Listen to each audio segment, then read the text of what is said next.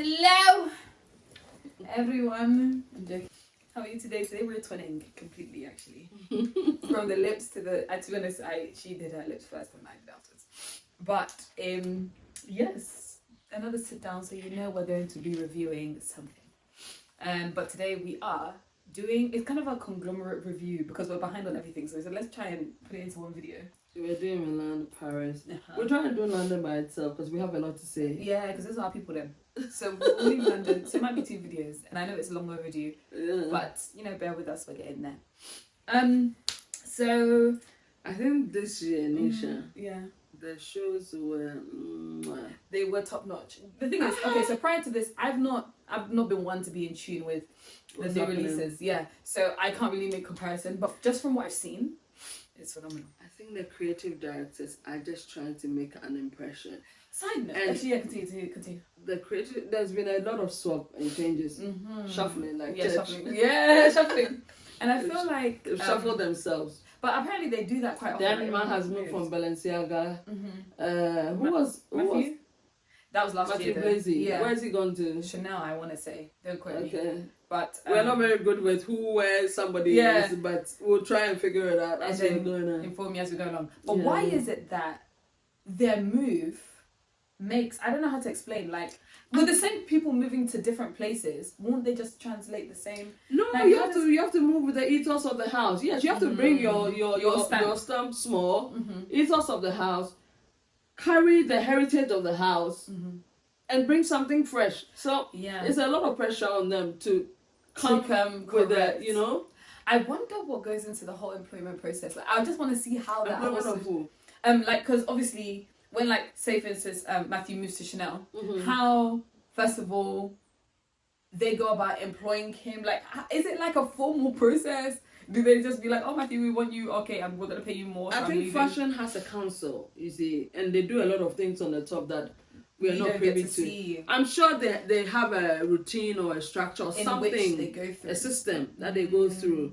But I think the idea is that it allows creative directors to explore other areas and expand their skill set, because now you have to work with the ethos of the brand, like you said. Yeah, because Phoebe Philo was in is it Celine?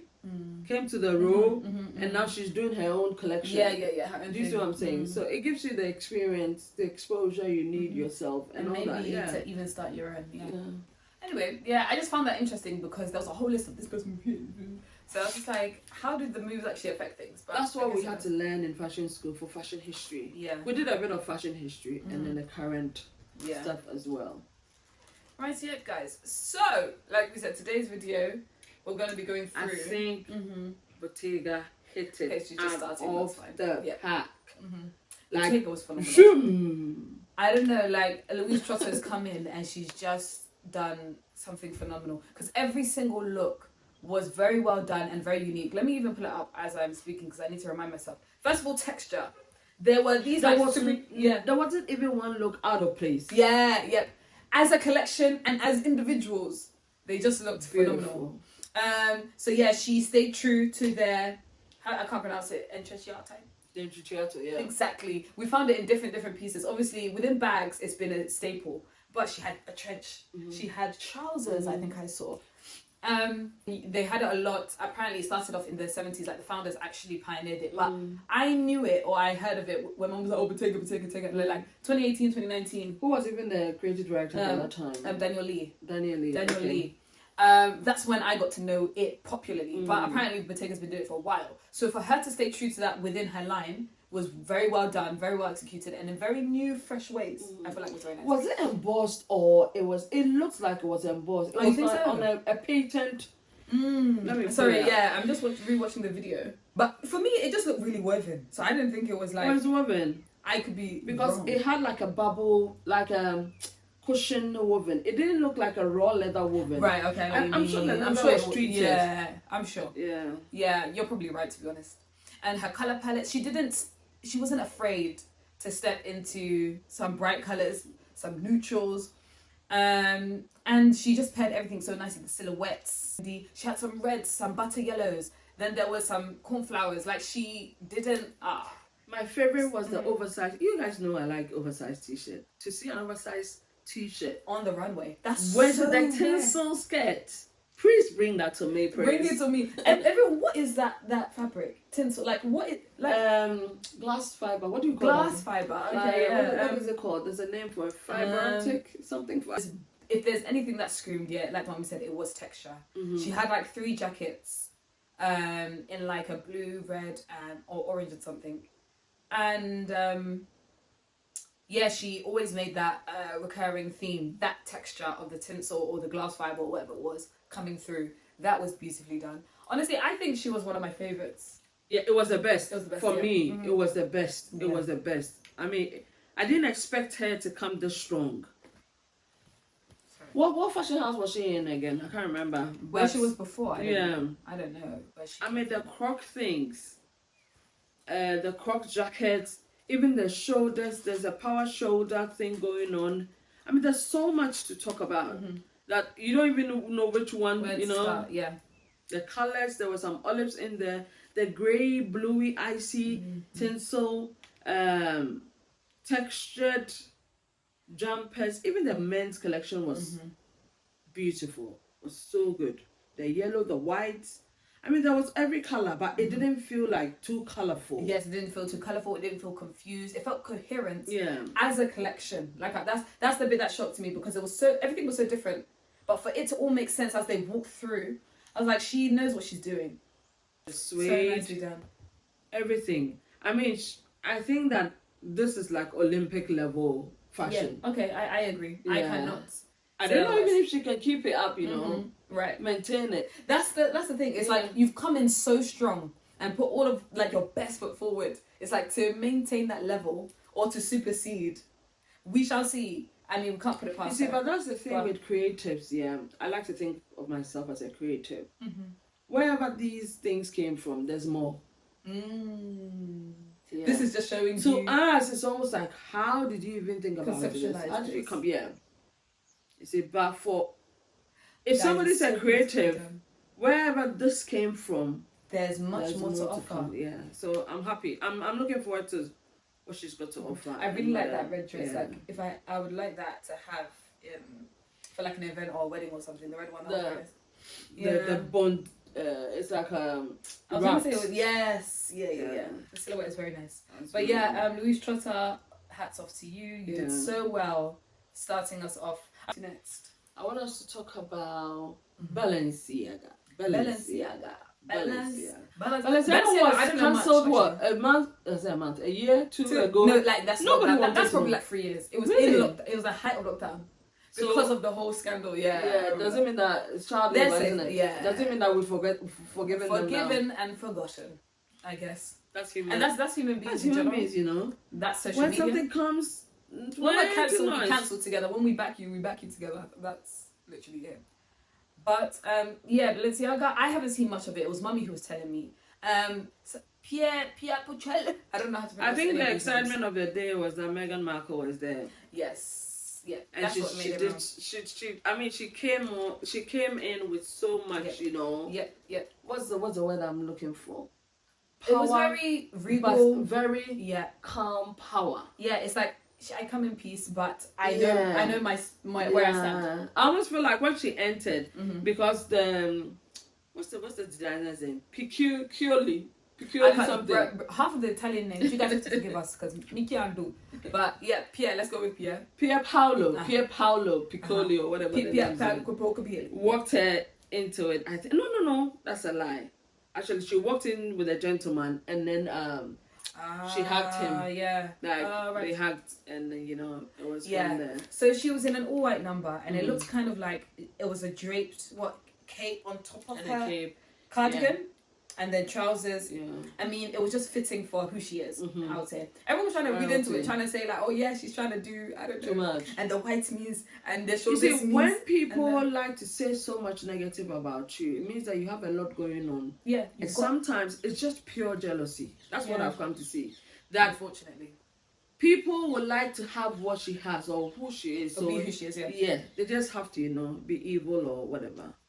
And Megan, we're here for you. We support you, Mama. Like Fumi will say, we support you. Yeah. We are there for you. Yeah. God has got your back. You don't need it. If God has got you, nobody can be against you. You're safe. Please. Anyway, don't let me bring myself into the fight. So yeah, this was they said. And anyways, I also think that it's not even fair on Catherine and what's his name, the king. Oh, sorry, William. Yeah. King to be. Yes. Do you understand what I'm saying? Because they are creating this unnecessary rift between brothers, siblings, and they are black. People should just back off and allow them to sort their own things out and live their lives. Yeah. But in terms of fashion, the way Balenciaga came, I loved it. Balenciaga has always been structure, architecture. It's like when you look at Balenciaga, you see a lot of shapes, like triangles, squares, rounds. You know, you get a lot of shape in there. And this time they brought color, they brought leather. They had a few fresh outfits. I mean, even if you look at their leather lineup. You had some crops in them. You had some textures in there. Two skirt. I said two skirt. The gathered skirt. Yeah, it's some type of taffeta or silk. And then they had these dresses, textured dresses that were quite colorful.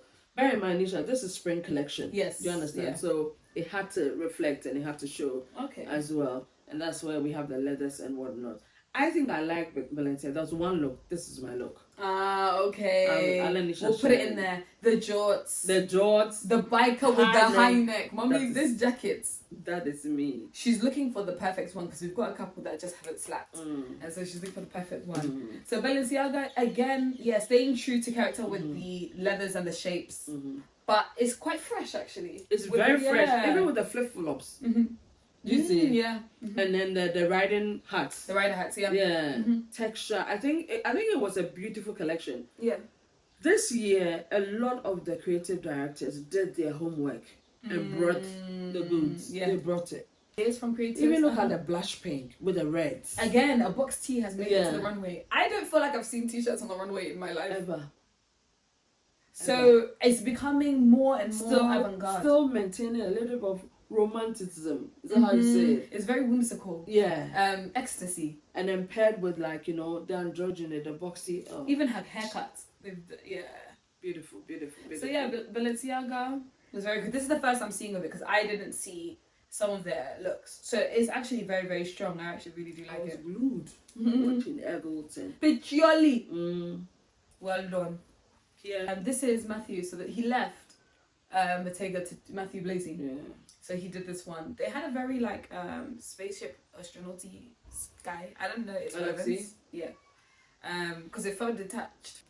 I wasn't too excited about Chanel. We said Chanel's one. All I noticed was red. Like there was a lot of red scattered throughout, and sometimes it would be translated into like a wine or a burgundy. But what do you say the design inspiration was? No, I said that I don't know the inspiration. Like the theme in the background was all planets and stars and skies. It was very astronautical, if that's the word. Which felt detached from the actual line. Like I don't get its relevance, but maybe he had like something going that I didn't know about. And the house code was still there. The Chanel house code, isn't it? With the tweets. With the tweets, yeah. So he stayed true. I think it was well put. I think Mummy said the other day that it's almost like with him coming to Chanel, it's almost like the fact that you didn't mess up. It's like we're happy. See, the thing is, people are very precious about Chanel. Yeah. I think the whole fashion industry is very precious about Chanel. So the aim is when you come, you just do your best. Don't come and mess it. Do you understand what I'm saying?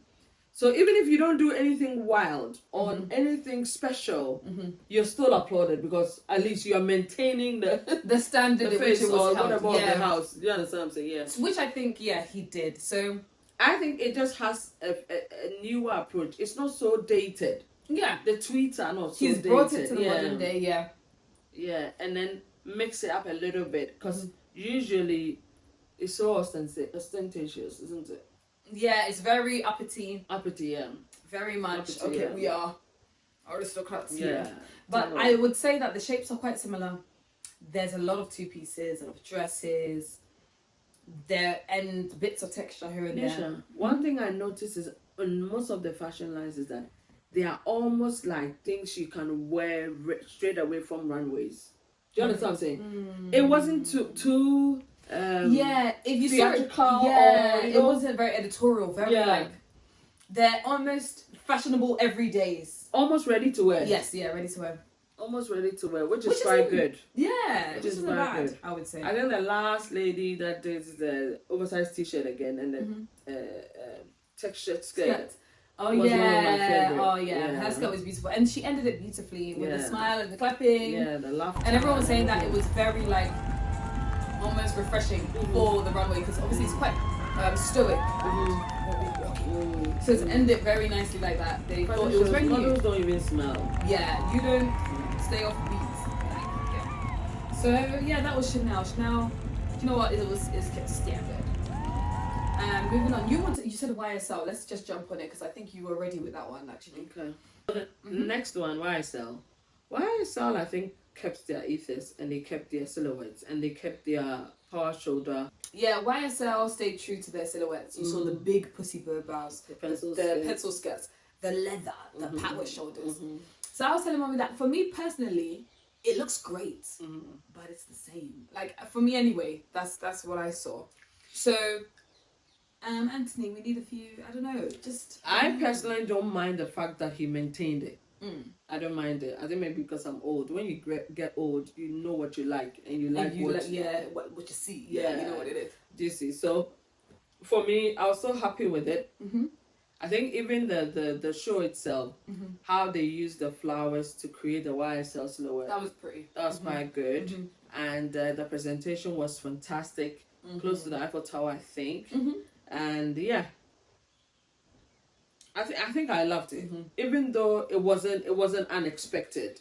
I still loved it. Yeah, do you see? And there are some refreshing colors in there. In between the burgundies, there's some oranges.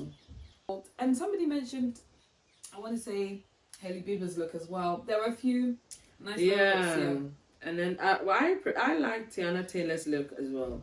Ooh, the colorful green. I've not seen that. The Tiana Taylor. Yeah. Ooh, that's nice. And it's true to YSL as well. The pointy high heel slim back. The oversized trench green. What type of green would you even say this, Nisha? It's like a very it's rich a fusion of like I don't know. It's got some depth to it. And it's very it's a bright green. Bright Kelly. Oh, bright Kelly. Okay, cool. Okay. Yeah. I hear you on that. And then the with wine, the aubergine or whatever. Aubergine is a good way to put it. Beautiful. And then her Edna wig. I like that. She was you had one like that, didn't you? Yes. But we don't see that Edna again. So YSL, I like it. There's something about YSL that I'm always excited. I think it's androgynous. Yeah, it's very androgynous. Yes, that's why. Androgynous. So like I said, their shapes and silhouettes are always beautiful, but it felt samey for me. But yeah, I can't fault them for actually staying true to brand. So moving on to Dior's show. Obviously Jonathan Anderson is there now, and yeah, his runway was kind of true to a lot of archival stuff. I think he wanted to mention the shoes actually that you saw, because the shoe collection, apparently the inspiration came from the old or the archival. How do you say? Yeah, like kind of shoes, the shapes, the because I think Roger Vivier was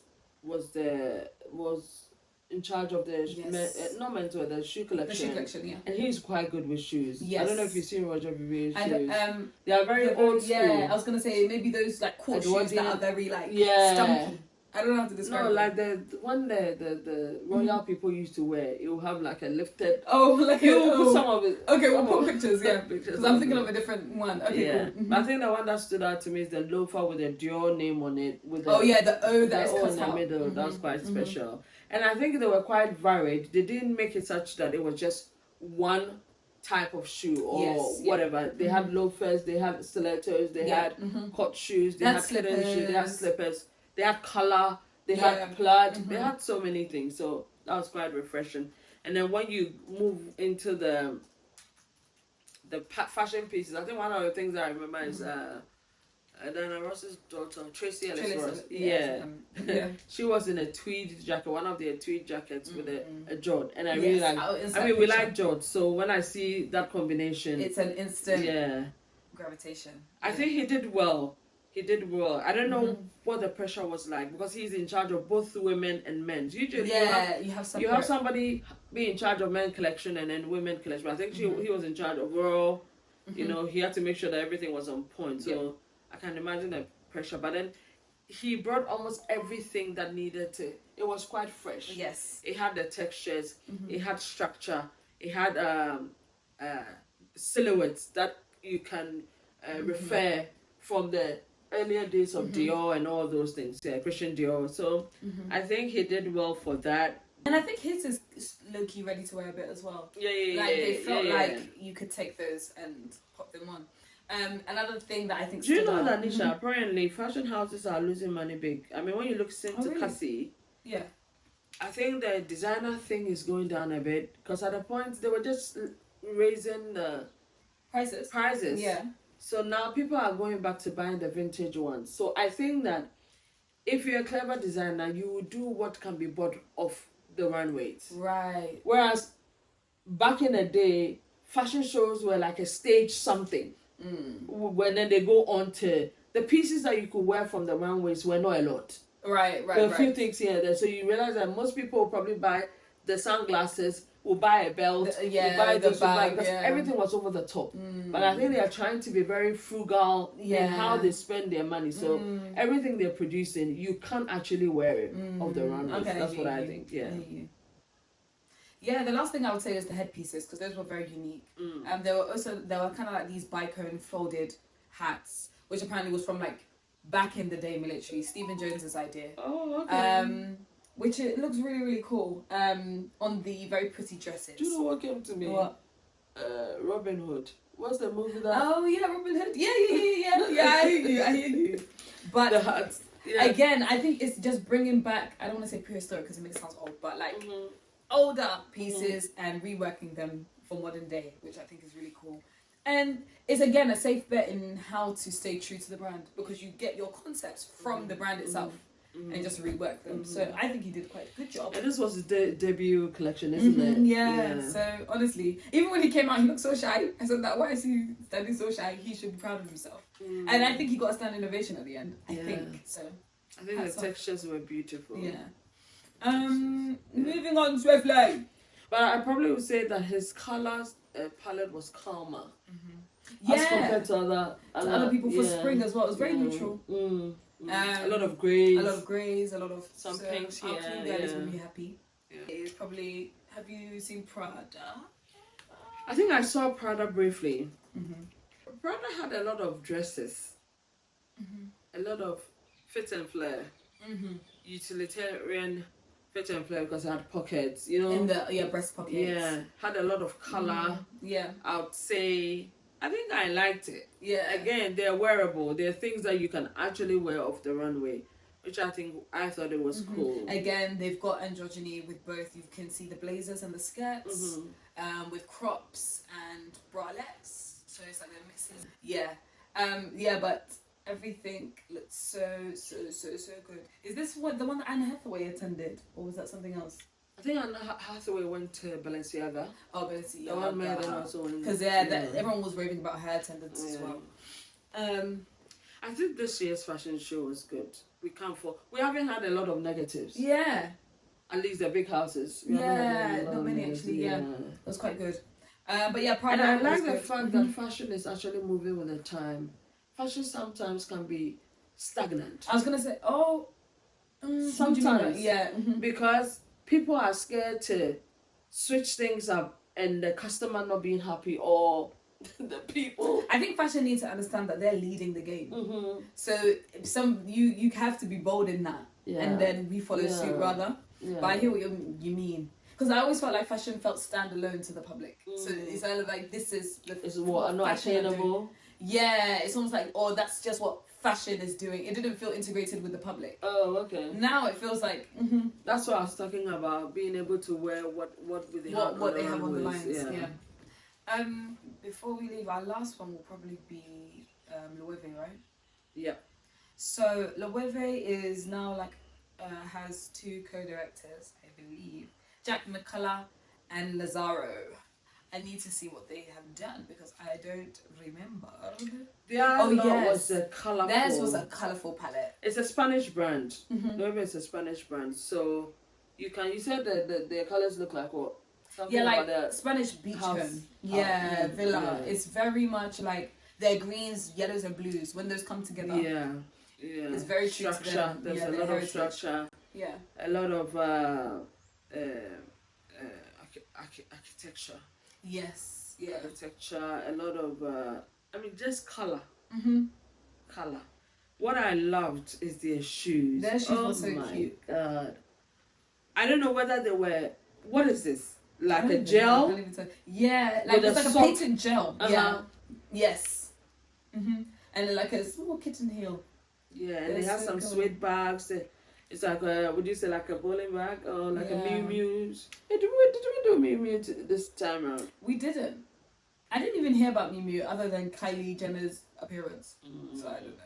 I like the structures of it. Exactly. The color palette was just bold. So their one I feel like can even lean into. Actually, it's meant to be spring summer, I guess, because they do have things that look like summer beach dresses and things like that as well. So it was very true to Spain. So Loewe stuck to it, and so I think the guys did alright with that one. Yeah. But I think Bottega was definitely up there for us as a first. That's a favorite. Balenciaga was good. And Mummy loved YSL as well. So I think those three were kind of like our mains. Yeah. But everyone did well, even with all the changes. I'm quite excited. With the pieces. I mean, back in the day, fashion was such that it was so unattainable. But now they are making it such that you can even look at what they're doing and wear it on like your everyday outfit, and it still doesn't feel like you're trying too hard. Yeah, because it's a bit more relaxed. Yeah, I think the pieces are exciting, but they're still relaxed in their putting together. Yes, yeah. That's the best way to put it. Yeah. So hopefully you enjoyed that one. I know this one was a bit all over the gaff, but we just tried to think of all the fashion shows that we like from both Paris and Milan. I think the reason why it feels like that, we are trying to make it as basic and appealing to the lay person, layman. We watch a lot of fashion reviews, and half the time, I'm searching everything because I don't have a fashion background. I'm fashionable by affiliation.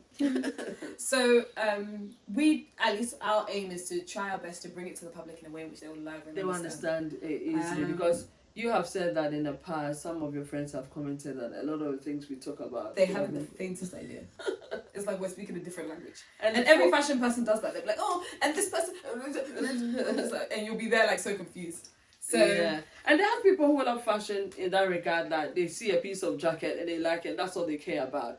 But I think because my background is fashion innovation management, we did everything: fashion history, from creation, whatever. So I do a bit of sewing, a bit of design, a bit products, of everything like that. Yeah. So the whole chain process. Trends setting, I guess trend I was forecasting. like, Mommy, what's an atelier? Like, I didn't know anything, so I was just like picking up the knowledgeable aspects of things. So we want to be able to bridge the gap. Yeah. So when the designers have come up with the idea, the atelier takes over for the construction and everything, and then there you go.